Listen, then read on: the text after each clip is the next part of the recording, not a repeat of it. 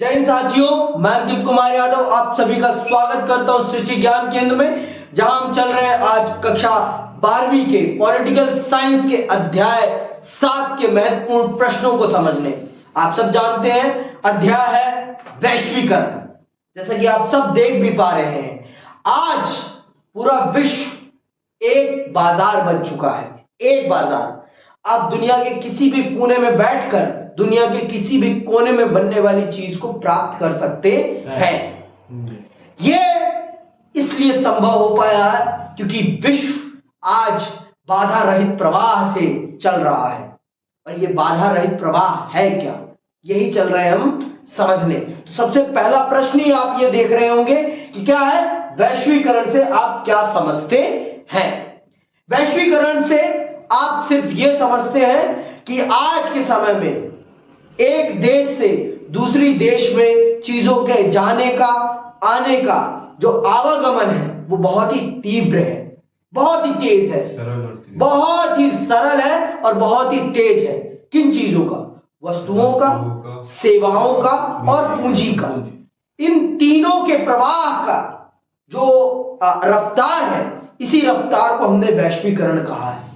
और इस रफ्तार को बनाने में इंटरनेट और टेक्नोलॉजी ने सबसे बड़ी भूमिका निभाई है। तो ये बातें लिखनी है आपको कि वैश्वीकरण का अर्थ क्या है। वैश्वीकरण का अर्थ है वस्तुओं का, सेवाओं का और पूंजी का बाधा रहित प्रवाह। कि आज इन चीजों के आवागमन में कोई किसी भी प्रकार की बाधा नहीं है।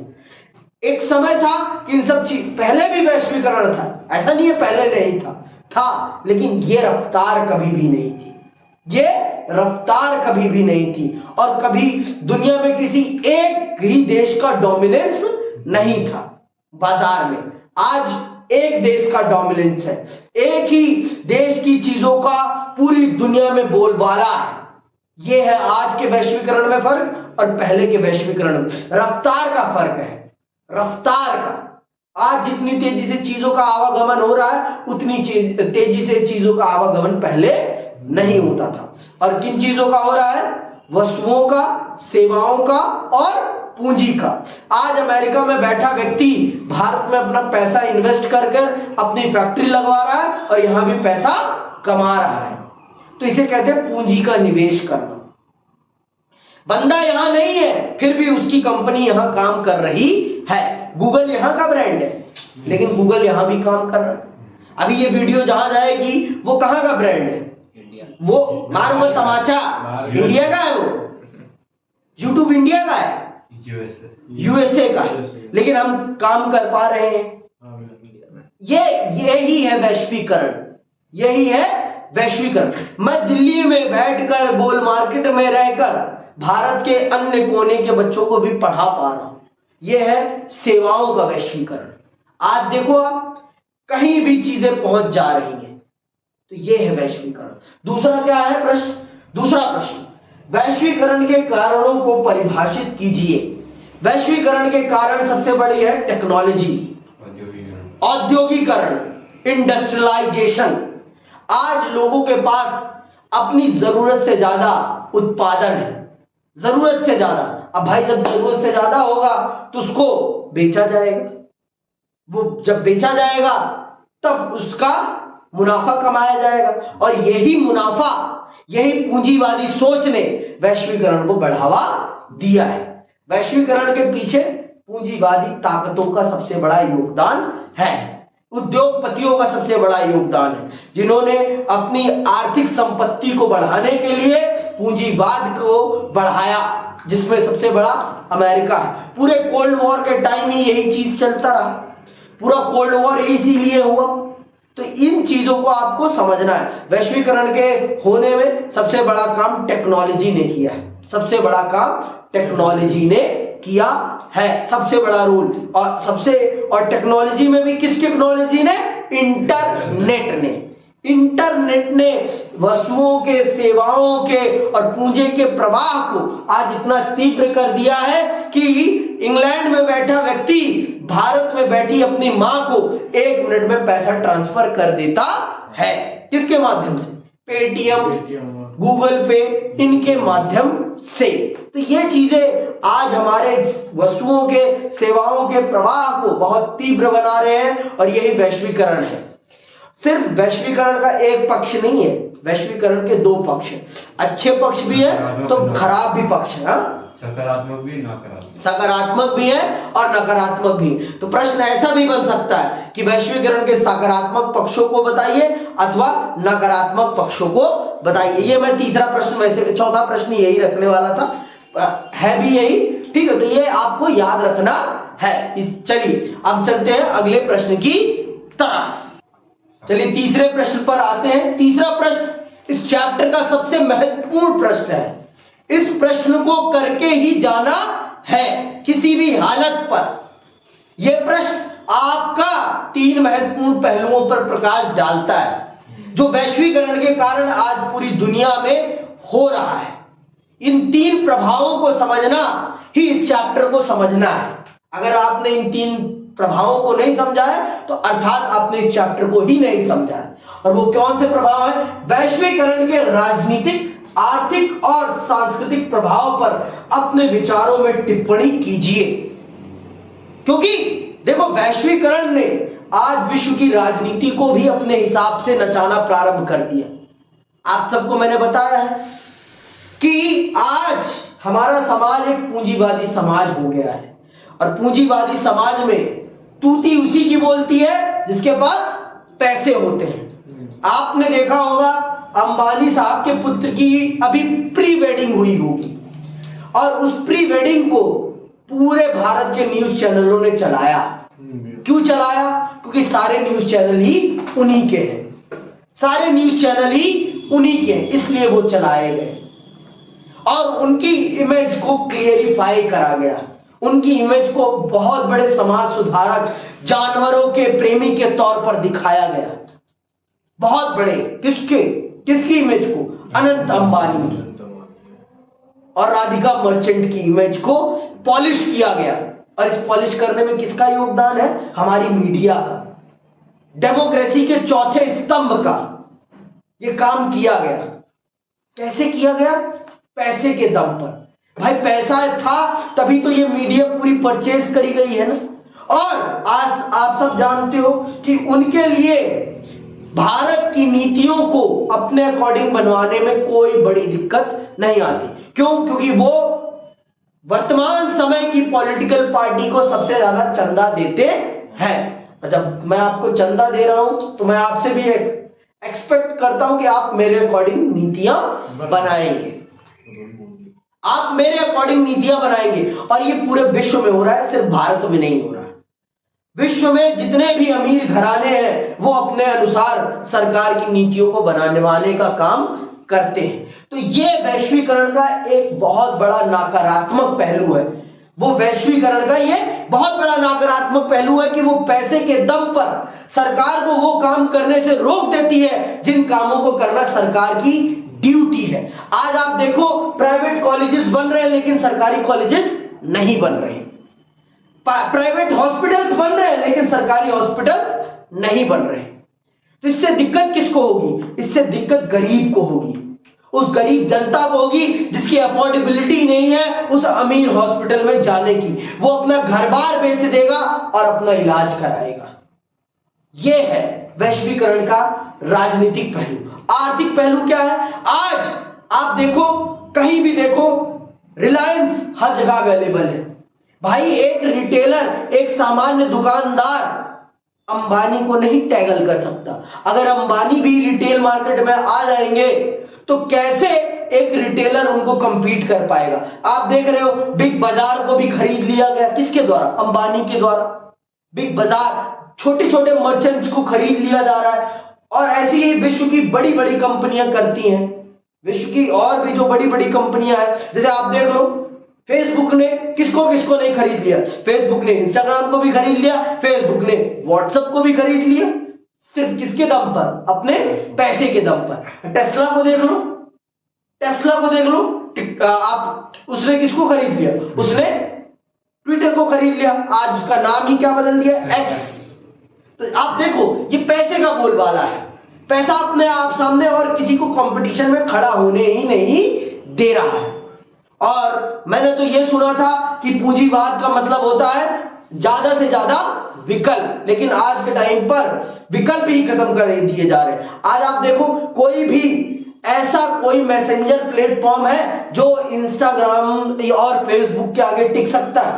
कोई भी नहीं है। कि है कोई भी नहीं है। सबसे ऑथेंटिक पर्सनल इंफॉर्मेशन को शेयर करने के लिए सबसे ऑथेंटिक ऐप कौन सा माना जाता है? व्हाट्सएप है। किसका? फेसबुक का, मार्क जकरबर्ग का। तो ये आपके देखो सकारात्मक पहलू भी है, लेकिन बहुत ज्यादा इसके नकारात्मक पहलू। 30% सकारात्मक है तो 70% नकारात्मक है, ये भी जान लो आप। और सांस्कृतिक पहलू आज देख लो आप, पूरे भारत पर जीन्स का खुमार छा। इसीलिए मैंने पहनी आज जीन्स, कोई और कारण नहीं था, इसीलिए मैंने पहनी जिससे कि मैं समझा सकूं आप। आज हमारे युवाओं की पहले प्रेफरेंस देख लो, यहीं पे बैठे हैं हम लोग, हम में से सबसे ज्यादा रेशो किस चीज की है? जीन्स की है, डेनिम की है या कार्गो पैंट्स की है। और ये हमारा परिधान नहीं है, हमारा परिधान तो कुर्ता पजामा धोती कुर्ता है ना। तो आप खुद देखो हम अपने परिधान को कितना महत्व दे रहे हैं, और परिधान ही कमाई का सबसे बड़ा साधन बनता है, ये जान लो। आज सबसे बड़ी इंडस्ट्री कपड़े की इंडस्ट्री है, क्लॉथ इंडस्ट्री, टेक्सटाइल इंडस्ट्री दुनिया की सबसे बड़ी इंडस्ट्री है। और अमेरिका का आज उसमें बोलबाला है, यूरोप का उसमें बोलबाला है। उसी से वो दबा के पैसा कमा रहे हैं, उसी से वो दबाकर पैसा कमा रहे हैं। तो ये आपके तीनों पहलू, मैंने तीनों प्रभाव बता दिए मैंने वैश्वीकरण के आपको। राजनीतिक प्रभाव भी बता दिया, आर्थिक प्रभाव भी बता दिया, और सांस्कृतिक प्रभाव भी बता दिया। आज आप फास्ट फूड का नाम लेते हैं तो सबसे पहला फास्ट फूड आपके मन में क्या आता है? Burger, pizza, cold drink. लस्सी नहीं आता, कोल्ड ड्रिंक आता है। समझ में आएगा? अगर लस्सी आएगा तो उससे किसका बेनिफिट होगा? भारत के किसान का, भारत के मजदूर का, भारत के दुधिये का। लेकिन भारत का बच्चा भारत के बारे में कहां सोचता है? भारत का बच्चा तो अमेरिका के बारे में सोचता है, और कोल्ड ड्रिंक कोका कोला उठा के माउंटेन ड्यू, डर के आगे ही जीत है। आपने किस एक्टर को देखा है कि वो लस्सी का प्रचार कर रहा है? किसी को देखा है? नहीं। आप 1990 से पहले की फिल्में देखिए, 1990 के बाद की फिल्में देखिए, आपको अंतर समझ में आ जाएगा। आपको अंतर समझ में आ जाएगा कि वैश्वीकरण का कितना। वहां उससे पहले हमारे हीरो हीरोइंस कपड़े कैसे पहनते थे, उसके बाद हमारे हीरो हीरोइंस कैसे कपड़े पहनने लगे थे, क्योंकि सिनेमा ने ही तो सबसे ज्यादा काम किया है ना वैश्वीकरण को प्रचारित करने में, प्रसारित करने में। समझ में आई बात? अब आते हैं हम अपने चौथे प्रश्न पर। चौथा प्रश्न मैंने बहुत आसान कर दिया आपके लिए। मैंने सकारात्मक पक्ष भी बता दिया आपको, नकारात्मक पक्ष भी बता दिया। सकारात्मक पक्ष ये है कि दुनिया के किसी भी कोने की खबर आज आपके सामने, आपके मोबाइल में अवेलेबल है। आज पूरी दुनिया आपके एक फोन में अवेलेबल है, पूरी दुनिया आपके फोन में अवेलेबल है। दुनिया का किसी भी कोने में आप कुछ भी हो रहा है आप देख सकते हैं, सुन सकते हैं, समझ सकते हैं। दुनिया की कोई भी भाषा आप सुन सकते हैं, समझ सकते हैं। और ये सारा संभव बनाया है वैश्वीकरण ने और इंटरनेट ने। लेकिन ये भी सच है कि जितनी तेजी से वस्तुओं का, सेवाओं का, पूंजी का प्रवाह हो रहा है, उतनी तेजी से लोगों का प्रवाह नहीं हो रहा है। जितनी तेजी से अमेरिका की चीजें भारत आ जाती हैं, उतनी तेजी से भारत का व्यक्ति अमेरिका नहीं जा सकता। भारत का व्यक्ति अमेरिका नहीं जा सकता, ये बात जान लो। अमेरिका भारत के उन्हीं व्यक्तियों को अपने यहां पर आने की अनुमति देता है जो उसकी लिविंग स्टैंडर्ड्स को मीट कर पाते हैं, उनके अलावा किसी को नहीं देता। जिसके बैंक में बैलेंस, वो भारत के गरीब लोगों को नहीं आने देता। जिनके जेब में बैलेंस है उन्हीं को अमेरिका आने दिया जाता है, और किन्हीं को नहीं आने दिया जाता। तो वैश्वीकरण का ये एक नकारात्मक पहलू भी है। समझ में आई बात? तो इस चीज को समझना आप सबके लिए बहुत जरूरी है। समझ में आई बात? अब आते हैं अंतिम प्रश्न पर, प्रश्न नंबर 5। अब हम भारतीय हैं तो भारत की सोच को भी समझना हम सबके लिए बहुत जरूरी है कि भारत वैश्वीकरण के संबंध में क्या सोचता है, भारत की क्या नीतियां हैं वैश्वीकरण के संबंध में। देखो, भारत ने 1991 में new economic policy NEP adopt करी। क्यों अडॉप्ट करी? उसके पीछे बहुत बड़ा राजनीतिक कारण है, आर्थिक कारण है। वो आप तब समझ सकते हो जब आप इकोनॉमिक्स को पढ़ोगे तब। जब तक आप उसको नहीं पढ़ोगे तब तक आप इस प्रश्न को सही ढंग से नहीं समझ पाओगे कि भारत ने न्यू इकोनॉमिक पॉलिसी क्यों अडॉप्ट करी। ठीक है, तो भारत ने मजबूरी में अडॉप्ट करी, ये बात जान लो आप। भारत इसे अडॉप्ट नहीं कर रहा था, भारत ने बड़ी मजबूरी में अडॉप्ट किया है। नहीं तो भारत ने दुनिया की बहुत सारी बड़ी बड़ी कंपनियों को भारत में निवेश करने से रोक रखा था। अगर आप करोगे भी तो भारत की कंपनियों के माध्यम से करोगे, ये पॉलिसी थी भारत की पहले। लेकिन आज के टाइम पे आप देखिए दुनिया की बड़ी बड़ी कंपनियां भारत में अवेलेबल है और काम कर रही हैं और भारत के मार्केट में अपनी धाक जमाए बैठी हुई है और दबा के पैसा कमा रही है। चाहे आप आईफोन को ले लो, चाहे आप किसी भी ब्रांड को ले लो, किसी भी ब्रांड को ले लो, आज तक हम एक अच्छा अपना खुद का फोन नहीं बना पाए हैं। हमारे देश में हमारा खुद का कोई फोन ही नहीं है। कितनी बड़े दुर्भाग्य की बात है। और क्यों नहीं है? क्योंकि इन बड़ी बड़ी कंपनियों ने कभी ऐसा होने ही नहीं दिया, कभी होने नहीं दिया। क्योंकि अगर भारत का खुद का अपना एक ब्रांडेड फोन अच्छा आ जाएगा तो इनकी मार्केट पिट जाएगी। इनकी मार्केट, चाहे वो आईफोन हो, चाहे वो सैमसंग हो, चाहे वो MI हो, कोई भी हो, फिर पिट जाने हैं इनको। क्योंकि सब लोग पहले अपने देश की प्रेफरेंस देते हैं। तो भारत के जो नेता हैं, चाहे वो कांग्रेस हो, चाहे वो भाजपा हो, सारे के सारे चोर साले और पैसे के लिए देश को बेचने के लिए तैयार बैठे रहते हैं। सबके सब, ये बात जान लो, भाजपा ने भी उतना ही लूटा है, कांग्रेस ने भी उतना ही लूटा है। क्यों लूटा है? क्योंकि इस देश की जनता महामूर्ख है, महामूर्ख। क्योंकि पढ़ती तो है नहीं, पढ़ लेगी तो आगे नहीं बढ़ जाएगी, पढ़ लेगी तो इस बात को समझेगी कि देश को पार्टियां नहीं चलाती, देश को कैंडिडेट चलाते हैं। हमारे देश में कैंडिडेट को वोट कौन देता है? हमारे देश में तो पार्टी को वोट देते हैं लोग ना। और पार्टियां विकास के लिए जिम्मेदार नहीं होती, विकास के लिए जिम्मेदार कैंडिडेट होते हैं। आपके क्षेत्र के विधायक का नाम भी आप लोगों को नहीं पता होता। पता है। कौन है भाई, बताना। पहली बार पता है। और सांसद कौन है?